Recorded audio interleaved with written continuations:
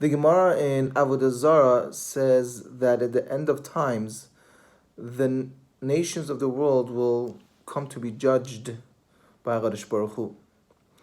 And the first nation that is going to come forward to be judged are the Romans. And says the Gemara, why the Romans? Because the Romans were the most prominent of all the nations. So they need to be judged first. Why? Because if Hashem would judge all the rest of the world first, all the other nations have so many sins, and they would make Hashem angry. And Hashem would be angry when he would judge the Romans. And the Romans, being the more prominent of all the nations, they deserve to have a fair stake at receiving a favorable judgment, a merciful judgment.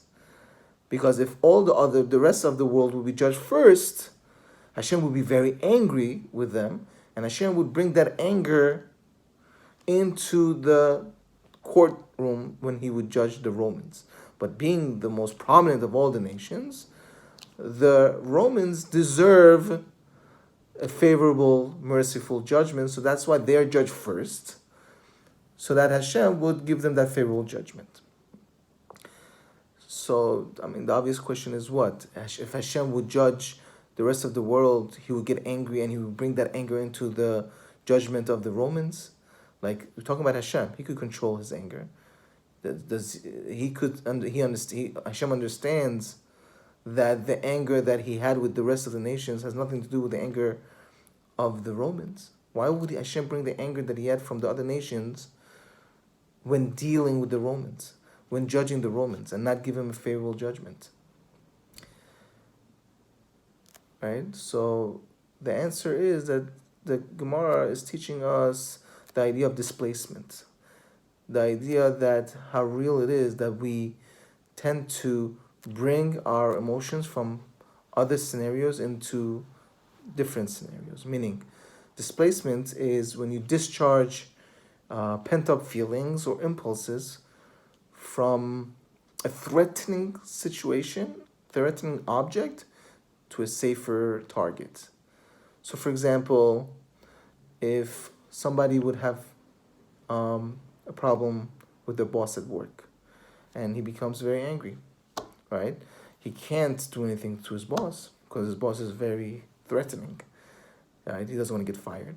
So he brings that anger, he brings that frustration into the home to his wife, right? Somebody might have a situation with his employers, or his customers. The customers didn't pay on time, or he's angry at them, or he's frustrated at them. So he takes that frustration and he displaces that frustration and brings it to the home. He brings it to his kids. He brings it to his wife. He brings it to his family members, right? That they didn't. What did they do? What did the wife do to deserve that? What did the children do to deserve this? Right? Nothing. Or maybe sometimes a person is just angry to begin with, whether because of where he is in life, where he's not moving along in life, from the past experiences that he had. So, and he takes that anger, he takes that frustration, and he displaces that frustration and displaces that anger towards his family members, towards his neighbors, towards his friends.